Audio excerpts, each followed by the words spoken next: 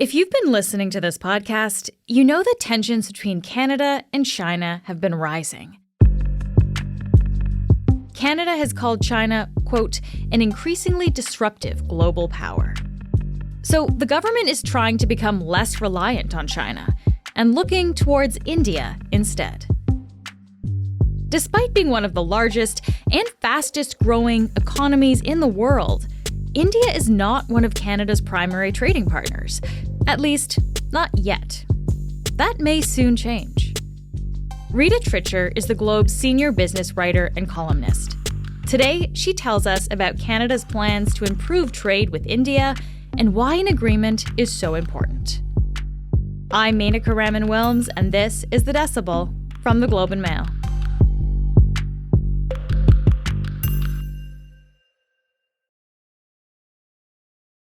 Rita, thank you so much for joining me.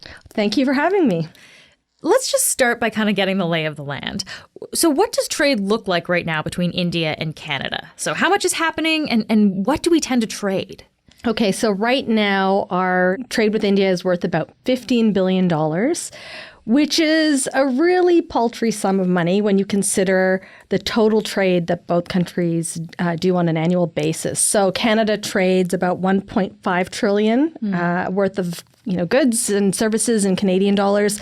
And India measures its overall trade in US dollars, and they stand at about US $1.2 trillion. Okay, so there's room to grow there then. Oh, absolutely. Lots of room to grow. And so there is trade that goes on, obviously, right now. And so for Canada, a lot of our exports to India include things like agricultural products, pulse crops, as an example, lentils. And there are other things that we export to India as well. Some machinery. Ag tech is one area. Agricultural tech. Yeah. Agricultural tech, yes. There's a lot more that we can send to India in terms of our own exports. And there's a lot more that India is really interested in terms of Canada. I mean, they already send us vaccines and medicines, life science products, but they're interested in purchasing more of our, natural resources. They're interested in energy. They're interested in, the critical minerals. They're interested in clean tech.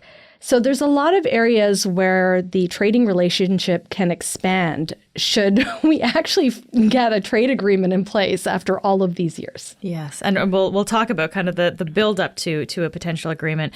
But first, let's just establish, why is it important that Canada boost its trade with India? Okay, so there are a few different reasons. I mean, first of all, for many, many, many decades, our trade has been over-reliant on the United States as a trading partner. I mean, that has long been seen as a problem. President Biden in the United States is proving to be just as protectionist as his predecessor, President Trump. Buy American is a big theme of his as well. So, there's always been that overhang of what if the U.S. market suddenly becomes less friendly to free trade with Canada. But the other reason, which is kind of a newer reason, is because our second largest trading partner, which is China, there seems to be a lot of geopolitical tension going on right now. Right. There's a diplomatic spat. There's accusations of foreign interference, Chinese government interference in Canada's internal affairs. And this, of course, comes after the whole episode of, the two Michaels being detained, among other grievances. Okay, so Canada needs to diversify its trade from just the top two trading partners, U.S. and China. But why India in particular? Why do we want to trade with India? So India is considered to be one of the fastest growing economies in the world. Unlike China, it's a democratic country. It relies on the rule of law. It has a rules-based system. It's a Commonwealth country. There is a lot in common between Canada and India in terms of how the countries are structured. I mean, India is a republic, Canada is not. But beyond that, they're both federal countries. And there is a huge, people-to-people dynamic between the two. Obviously, India is a huge source country for Canada in terms of immigrants. Yeah. And of course, we learned just recently that India is now the most populous country in the world. It just surpassed China. So there's a huge population there as well. Absolutely. And it's a young population. And so we need immigration in Canada to help grow our economy. And India has the people, and it's an educated workforce, increasingly huge tech sector. These are the kinds of people that we would like to have priority access to. And India's also put a big focus now on making trade deals with other countries as well. So I guess, does that maybe impact our ability to negotiate a trade deal with them? Oh, absolutely. So, India has just finalized trade deals with the United Arab Emirates, with Australia, which has an economy which is pretty similar to ours in terms of it being natural resource based. Yeah. In addition to that, they're talking about thinking big in terms of trade with the United States and also with Britain. Okay. So it sounds like Canada has a little bit of pressure really to diversify its trade and in particular to look to India. What kind of position does that leave Canada in then, Rita? Well, we should have done this trade agreement a long time ago, because I would say that our bargaining power is probably not as strong as it could have been or would have been many years ago. Canada has talked a lot about reimagining itself as an Indo-Pacific country, but we haven't really had sustained interest in that region. India is central to Canada's Indo-Pacific strategy. There are other countries involved as well that we also need to have trading relationships with, but India is the biggest, and it's among the fastest growing economies. And as you alluded to, Rita, we've been trying to make this deal happen for a while. We've actually been trying to negotiate a trade deal with India since 2010, so over a decade. Why has it taken so long to make this happen? So the business community has been pushing for a trade deal for even longer than that. I'd say close to 20 years. And when I say business community, I'm talking about the business community in both those countries. I mean, really, at the end of the day, what has held this process up are the unfortunate consequences of some bad politics. I would say that Prime Minister Justin Trudeau and Indian Prime Minister Narendra Modi maybe didn't get off on the right footing. Prime Minister Trudeau made a comment back in 2016 that wasn't received well in India when he remarked that he had more Sikhs in his cabinet than Modi did. And a lot of people in India didn't take kindly to that remark. And then I would say that the trip to India from Mr. Trudeau in 2018, where there were so many, just not one gaffe after another, set that relationship back. I think at this point, we're hearing from both governments that they want to set aside the politics of the past. They want to hit reset. They want to focus on the economic relationship and what they can do to go forward. We had the Indian Trade and Commerce Minister here last week on a visit, and we heard from both governments that, these are two countries that are democratic, rules-based, with complementary economies, very little areas of conflict. So they've decided that instead of the comprehensive free trade agreement that they were originally envisioning, that they would focus on what is known as an early progress trade agreement, which is really kind of a baby version of what was originally envisioned. And so what that is they're going to look at a small number of issues and try to seek agreement on a small number of issues so that they can lay the foundation for further talks. It'll pave the way for this comprehensive free trade agreement. Yeah. Okay, so it sounds like there's at least a baby trade agreement potentially in the works here, this early progress trade agreement, EPTA. Let's look at what that would actually entail, Rita. So what exactly is that kind of agreement and how would it work? Well, it would set kind of the basic foundation for a broader trade agreement. So they're looking to, ideally resolve some key issues like, what if there's a dispute between two parties? What would the resolution process look like? What would the rules of origin look like? What would the tariffs on certain products look like? So just kind of providing some basic framework around kind of a small set of issues and using that as a foundation to build on. Okay. And I understand, too, it would only kind of include certain sectors. Is that right, too? Can you talk about that? Yeah, but they have said that it would only include a small number of sectors. Now, we don't actually know what specifically they're going to include in this. But they have talked about how there's an interest, as I said before, in kind of clean technology, critical minerals. Tech sector broadly would be something that's of kind of common interest. Maybe there's something along the lines of manufacturing and life sciences. These are all areas of potential collaboration, but the fact is we don't really know what's being discussed on the bargaining table. Okay. So I realize this is a little hypothetical because we don't actually have a deal yet. We don't exactly know what would be included in the deal. But if we did have an agreement that actually happened, Rita, how would that actually change things? Like, could we walk through a potential example of some good or labor element that would actually be affected by this deal? Yeah, absolutely. So people mobility is a key issue. And it's something that, Canada really stands to benefit with. With our comprehensive agreement, free trade agreement that we currently have with the European Union, as an example, labor mobility was a key aspect of that agreement. And that makes it easier for companies, as an example, to bring in skilled workers from abroad to fill labor shortages. That is something that Canadian companies really stand to benefit from. If we were to reach some sort of, people mobility provision as part of these free trade talks with India. So that's a good thing.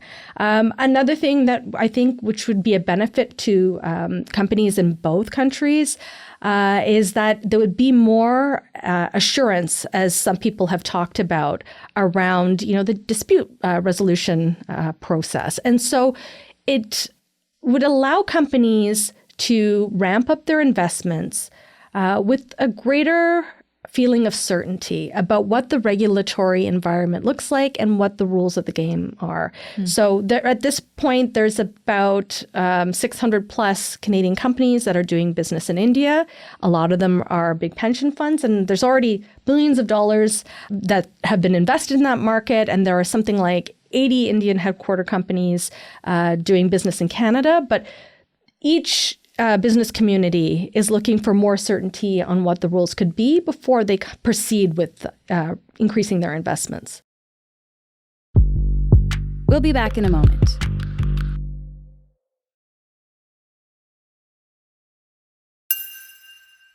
So, Rita, we've talked a lot about why Canada wants a deal with India, but what about what's in it for India? Why would India want an agreement like this with Canada? Well, I think that they are looking also to diversify their trading partners. And obviously, their companies talk to me about how Canada is an attractive market because it's a stable market, it's a democratic country, there's the rule of law. And also working in our favor is, we could be the gateway to a broader North American strategy for a lot of these Indian companies. We have already seen European companies do that using, either Toronto or Montreal in particular as kind of a good place to establish a beachhead for their North American operations, and they can expand southward from Canada. And there's no reason why Indian companies couldn't do the same. So they also see the potential for increasing their own exports. Prime Minister Modi has talked a lot about this theme of making India a manufacturing hub. They are looking to become big in semiconductors. Actually, that's one of the issues that they're talking to the U.S. government about, is possible opportunities there in terms of electronics, semiconductors. They signed a deal with Apple to manufacture more iPhones.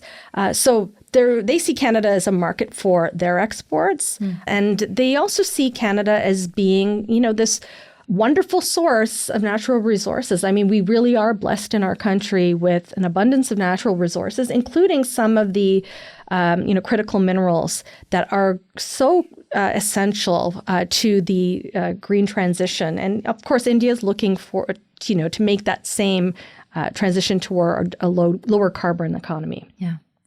One of the reasons why Canada wants to diversify in trade agreements anyways is because there's big points of tension with China, which we talked about earlier. One of the other tensions with China is over human rights concerns, particularly in the treatment of Uyghurs and religious minorities in the country. There are also human rights concerns with India, too, in particular concerns about the government's treatment of Muslims in the country. So how does Canada, balance those concerns with its need to trade? Well, Traditionally, Canada has made human rights a partial focus of these trade agreements. There's certainly an opportunity to discuss things, and I think there would be an interest on both sides to talk about things like minimum labor standards. I mean, you obviously don't want a situation where we're importing goods made with forced labor of any kind. We don't want any kind of goods made with any kind of human trafficking. Both countries, both ministers last week talked about the need for inclusive growth. I think that they are aware. I think, though, we have to be pretty careful, that we walk a fine line. Nobody really comes to these trade deals with a squeaky clean record on human rights. Are we prepared for another country to turn around and look at our human rights record, how we treat religious minorities in certain provinces, which affect their ability to get jobs in the public service? Are we willing to answer questions about our own treatment of Indigenous peoples? And I think that we have to be really careful, given the strategic importance of India, that we set minimum labor standards and we argue for human rights, of course. I mean, these are not things that should be negotiable, but we should be also prepared to defend our own record. If we did do a trade agreement with India, would this fix the diversification problem that Canada has with trade? No, it absolutely won't, ultimately fix that. I mean, look, there is, China is just such a huge trading partner, for us. Our exports to China were worth $28.6 billion in 2021, and Chinese imports were worth $57.2 billion. There are, India didn't even make the top 10 list of trading partners that year, in terms of when this data was produced, which was 2021. So, I mean, no, this is not going to correct that. There are other steps that Canada is taking. We have applied to join the U.S.-led Indo-Pacific Economic Framework for Prosperity. There are 14 members that are part of that group, including the United States.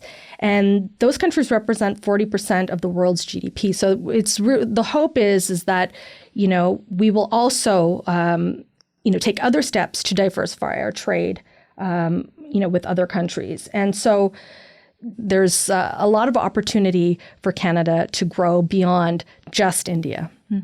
So just lastly here, Rita, does it actually seem like this is the moment that Canada and India will actually get even a baby trade agreement done so we can kind of move forward on this and actually develop this trade relationship? Well, I mean, everybody was expressing cautious optimism that this could happen. I mean, it would be really good if it would happen before Mary Ng, our Minister of International Trade, makes her, Team Canada mission to India with the business leaders this fall. That would be the ideal time to say we at least have a memorandum of understanding in place with an eye to finalizing a deal by the end of the year. That would be ideal. That would be the ideal outcome. Rita, thank you so much for taking the time to speak with me. Thank you. That's it for today. I'm Menaka Raman-Wilms. Our interns are Wafa El Reyes, Andrew Hines, and Tracy Thomas. Our producers are Madeline White, Cheryl Sutherland, and Rachel Levy-McLaughlin. David Crosby edits the show. Adrian Chung is our senior producer, and Angela Pacenza is our executive editor. Thanks so much for listening, and I'll talk to you tomorrow.